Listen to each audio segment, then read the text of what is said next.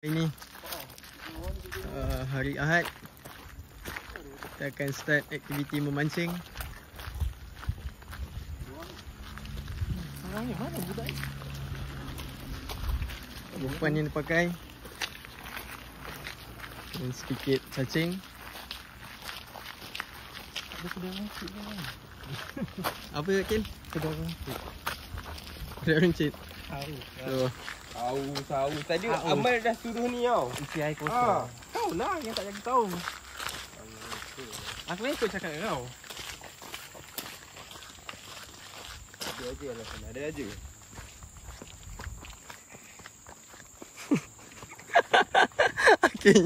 Akhir punya ni medallion. Angkat pelindung.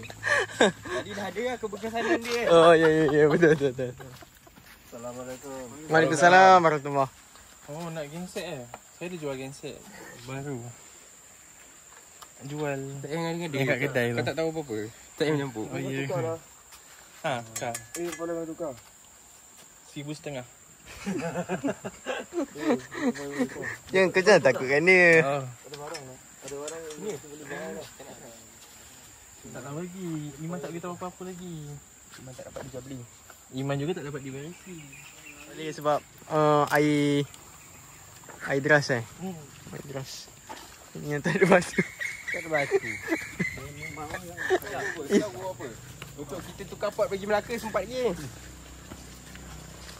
Kenapa Melaka? Gempi kan okey lah.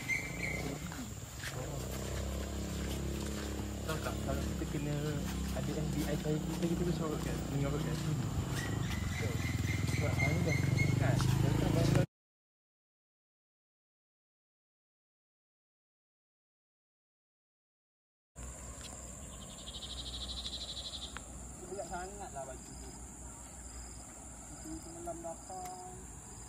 Serius ah?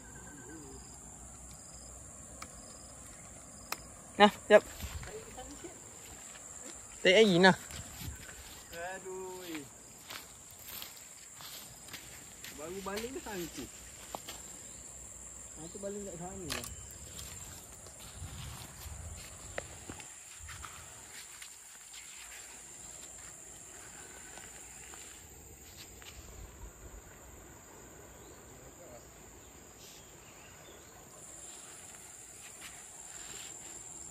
So ini setup apa ini?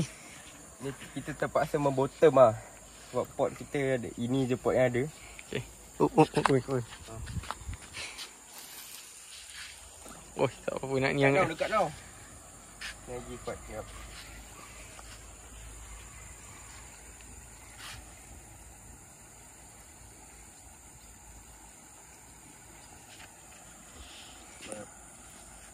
Sangkut dah tadi. Jangan sangkut. Apa? Masih melekat Baik dok. Masih melekat. Sabar. Offside lah. Tak cukup ni ah.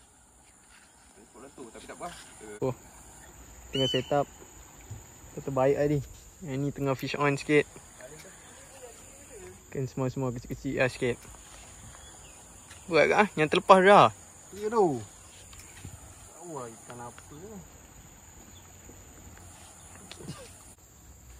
Bah guru tekong. Tokong. Sebab tangkal.